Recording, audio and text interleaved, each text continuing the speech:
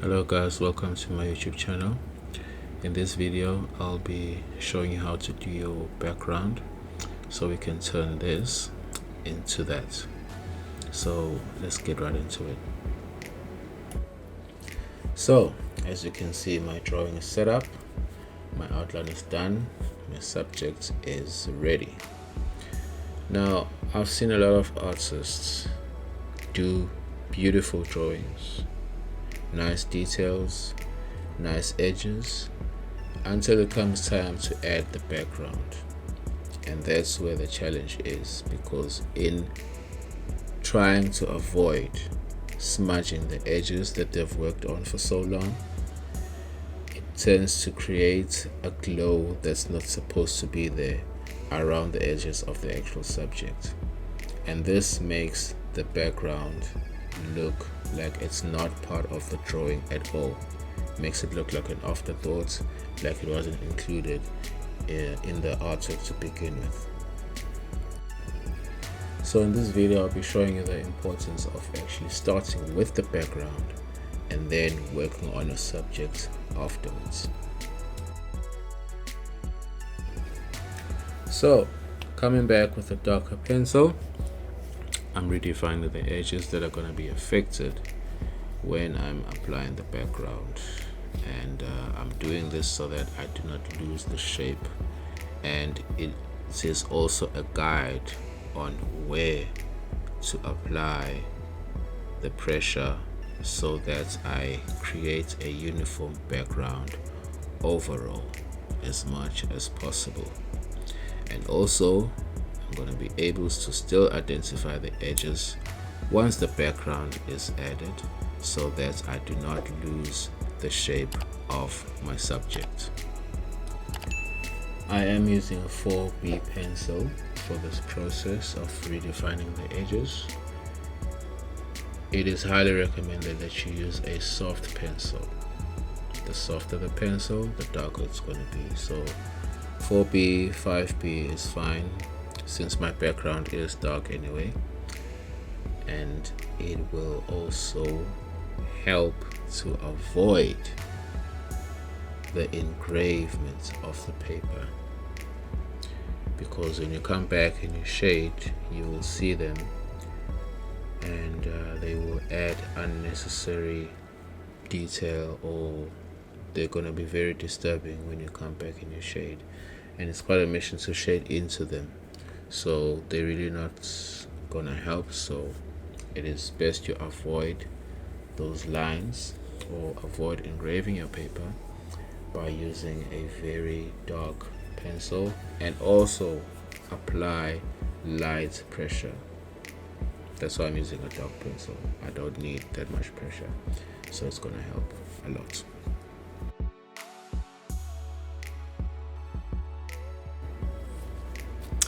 Alright, done, finito. Now it is time to add in the background. So now I'm gonna take my graphite powder and a little piece of cotton wool, and then dip my cotton wool in the graphite powder, and then start to add in the background. So in this part of the blending, I would highly recommend that you use circular motion. This will help eliminate the gaps in between while you're shading, and when you come back doing them layer after layer, it will eventually create a nice smooth background throughout, where you don't have any gaps that they were not meant to be there. So you just come back and close them up with each layer that you're going to be applying. Now comes the important part of the background, which is the edges that affect my subject. As you can see, like I mentioned before, that I'm still going to be able to see where my edges are, and I'm going to get a nice uniform background without the glow around my edges. And of course I'm going to be able to rub off all the pencil or all the shade that is not needed, which is shaded over the line, so that I'm able to redefine my edges and add the proper details that I needed. As you can see, there is a glow already, but we're getting rid of that. And imagine if this was a complete drawing, I wouldn't be able to be doing the edges like how I am now, because there would be so much details. And as you can see, the drawing consists of a lot of hair. There's animal fur and there's the hair of this elderly gentleman. So it is really helpful to start with the background and then add in or shade in or work on your subjects and add in the details once the background is fully done.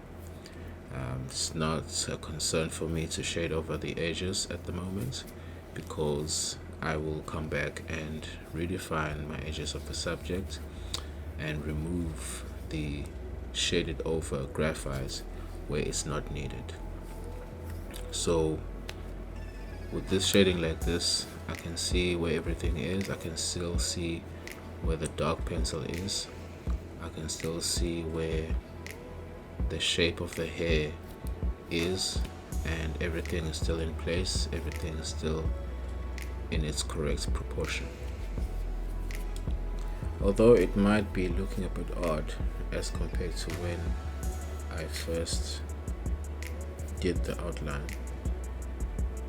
because of the dark pencil that's still there, I'm gonna be able to bring back the proper shape of everything and be able to get the proportions as accurate as possible.